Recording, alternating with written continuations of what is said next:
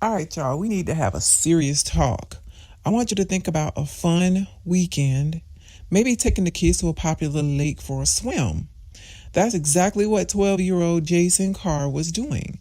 It was a normal summer day, but it led to an absolute tragedy. This is the heartbreaking story of the Columbia boy who died from a brain eating amoeba. And it's a warning about the science that can be hiding in our fresh water. In just a single drop of lake water, there are millions of tiny living things. Most of them are totally harmless, but one of them isn't. It's a microscopic killer that, in the rarest of cases, can get into the human brain and be almost 100% fatal. And no, this isn't something out of a horror movie. This is the real story of what happened to Jason Carr and what you need to know to keep your family safe. So let me tell you about Jason Carr. By all accounts, he was just a wonderful kid, a 12-year-old who went to middle school in Columbia, South Carolina. His family said he was an amazing son, a great brother, and a true friend with a good heart. He was just one of those kids who made a difference to everyone that he met. And like most kids his age, summertime meant being outside and going swimming. In July of 2025, Jason went for a swim at Lake Murray. If you're from around there, you know it's a popular spot. It's a huge lake where families go to hang out. They go boating and just cool off. It was a day like any other, just a kid having fun in the water. There was no warning, no sign that anything was wrong.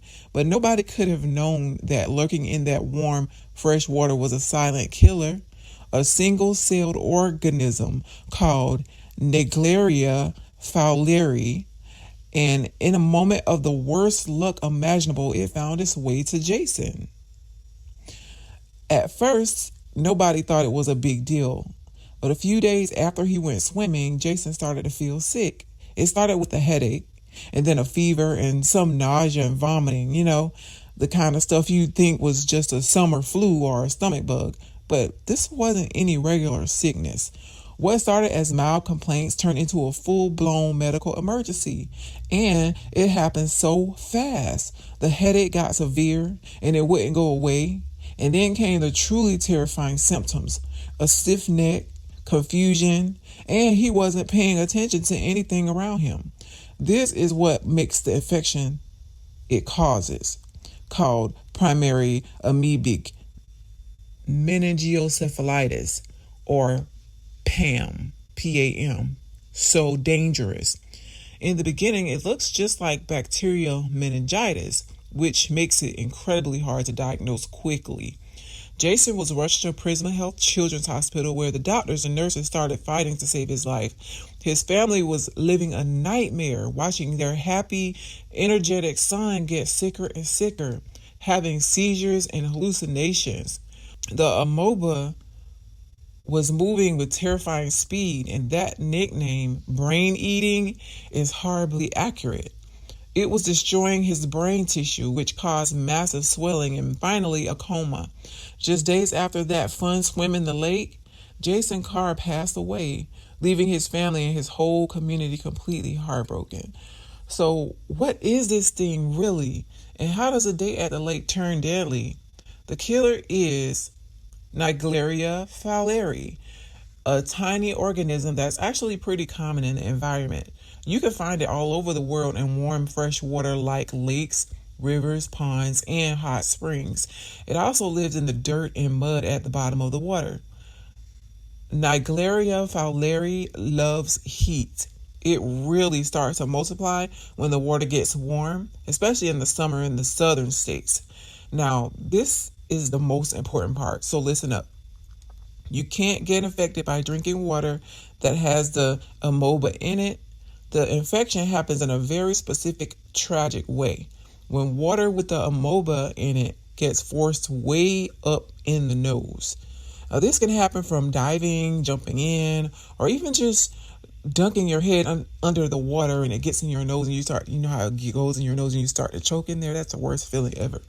Now, once it's in the nose, it doesn't just stay there. It grabs onto the olfactory nerve, the nerve for your sense of smell, and it uses it like a highway to get straight into the brain. And once it's there, it starts multiplying like crazy, using the brain itself as food. The term brain-eating amoeba is for real. The amoeba releases enzymes that dissolve brain cells, but it's not just the amoeba doing the damage. Your own body's immune system goes into overdrive trying to fight it, which causes a ton of inflammation. Now, this makes the brain swell up against the skull, which leads to all the horrible symptoms and untimely death. The fatality rate is just unbelievable. Of the 167 cases reported to the U.S. between 1962 and 2024, only 4 people have survived. That is a death rate of over 97%. The disease moves so fast that by the time doctors figure out what it is, it's often too late. For the doctors at Prisma Health Children's Hospital, trying to save Jason was a huge challenge. And diagnosing Pam is extremely difficult because the first symptoms, headache, fever, stiff neck, look exactly like bacterial meningitis, which is much more common. To know for sure, they have to do special lab tests on the spinal fluid, and those tests are only done in a few labs in the country, like at the CDC, because it's so rare and hard to spot. Now, a lot of diagnoses are tragically made after the patient has already died. Now, even if they get the diagnosis right away, treatment is a desperate fight. There is no one proven cure. They usually try a mix of strong antifungal drugs and antibiotics. There's a newer drug called, I think it's maltofosine, that has shown some promise, but it only seems to work if it's given right at the very beginning of the infection. The biggest problem is time. From when the symptoms first start, death can happen in about 5 days.